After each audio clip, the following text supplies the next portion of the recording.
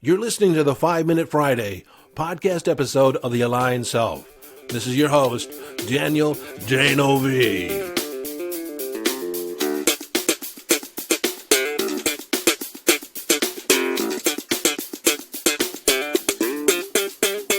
Okay, 5-Minute Friday, a short and concise podcast episode of The Aligned Self designed to leave you with a question, an idea, a strategy, a tip, a hack, in order to give you greater access to your conscious awareness, evolving your conscious awareness, or give you greater mastery over your mind. Hello, friend, and welcome into this 5-Minute Friday.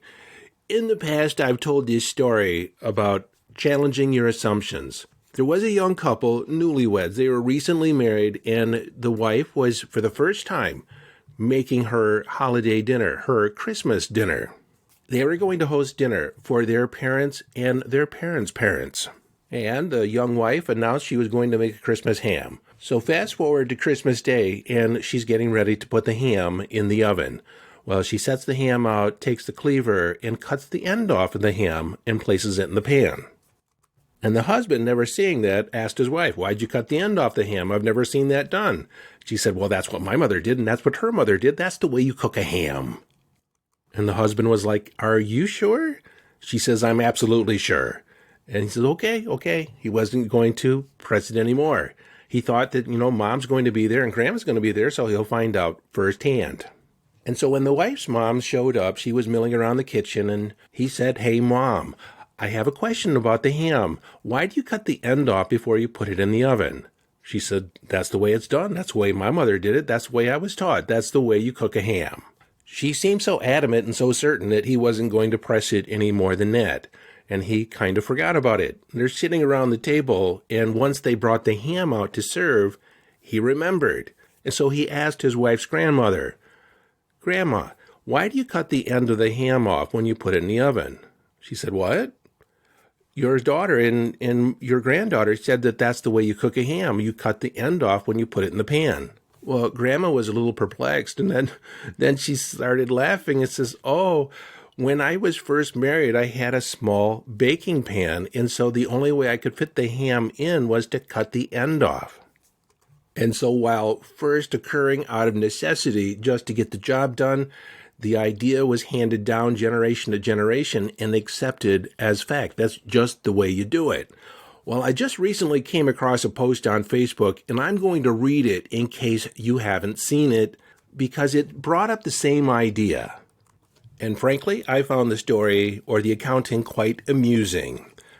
The U.S. standard railroad gauge, the distance between the rails, is 4 feet, 8.5 inches. That's an exceedingly odd number, wouldn't you say? Why was that gauge used? Well, because that's the way they built them in England, and English engineers designed the first U.S. railroads. Well, so why did the English build them that way? Because the first rail lines were built by the same people who built the wagon tramways. And that's the gauge they used. So why did they use that gauge? Because the people who built the tramways used the same jigs and tools that they had used for building wagons, which used the same wheel spacing. Well, why did wagons have that particular odd wheel spacing? Well, if they tried to use any other spacing, the wagon wheels would break more often on some of the old long-distance roads in England. You see, that's the spacing of the wheel ruts. So who built those old rutted roads? Imperial Rome built the first long-distance roads in Europe, including England, for their legions. Those roads have been used ever since. And what about the ruts in the roads? Roman war chariots formed the initial ruts, which everyone had to match or run the risk of destroying their wagon wheels. Since the chariots were made for Imperial Rome, they were all alike in the matter of wheel spacing. Therefore, the United States standard railroad gauge of 4 feet, 8.5 inches is derived from the original specifications for an Imperial Roman war chariot. Bureaucracies live forever. So the next time you are handed a specification, a procedure, a process, and wonder, what horse's ass came up with this? You may be exactly right. Imperial Rome army chariots were made just wide enough to accommodate the rear ends of 2 war horses. Now, here's a twist to the story. When you see a space shuttle sitting on its launch pad, there are 2 big booster rockets attached to the sides of the main fuel tank. These are solid rocket boosters, or SRBs. The SRBs are made by Thiokol at their factory in Utah. The engineers who designed the SRBs would have preferred to make them a bit fatter, but the SRBs had to be shipped by train from the factory to the launch site. The rail line from the factory happens to run through a tunnel in the mountains, and the SRBs had to fit through that tunnel.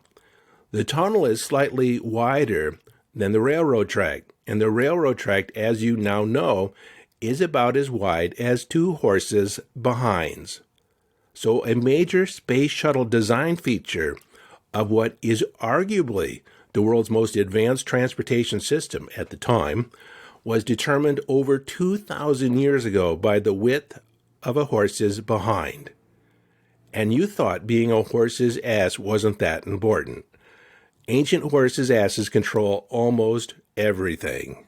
Well, I found that story rather amusing, and it reminded me of the fact that we need to question everything. The Buddha said that. Question everything, even things that come out of my mouth. And I want you to question everything I say. In fact, I've thought about this so often that it is a natural response. When I hear something that isn't immediately validated or I don't know where the figure comes from, I ask the question, how did they arrive at that conclusion? Where does that number come from? What's the validation or the source for that idea? When you're in the practice of questioning everything, you increase your conscious awareness, you increase your astuteness, you actually empower yourself to be discerning about the information that flows past your mind. And through that discernment, you can ascertain whether or not those facts, that idea, what's being proposed actually works for you. Does it resonate with you? There is all kinds of information out in the world that is there by assumption. I was taught when I was a kid in school that Christopher Columbus discovered North America in 1492. Well, that's wrong. Columbus was not the first European to set foot on North America, and the whole idea of discovery is a fallacy because you cannot discover a country which is already inhabited. So if Columbus wasn't the first European to set foot on North America, who was? It was actually the Romans. There's evidence to indicate that the Romans were here at about 1100 AD. And after them, it was the Portuguese and then the Vikings.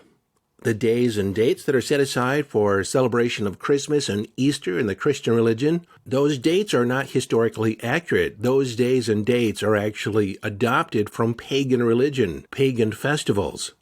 And since I'm talking about the Christian religion, even the idea of Satan and hell are manufactured narratives. And I could go on and on. All kinds of historical information is not accurate. A lot of the ideas, historical ideas especially, that was delivered to you as fact are actually closer aligned with fallacy. And just in case you didn't get the memo, the topic of today's 5-Minute Friday is question everything. Until next time, this is your friend and host Daniel Day-Novi, urging you to follow your bliss. Live your life from inner signals as you engage in the epic adventure.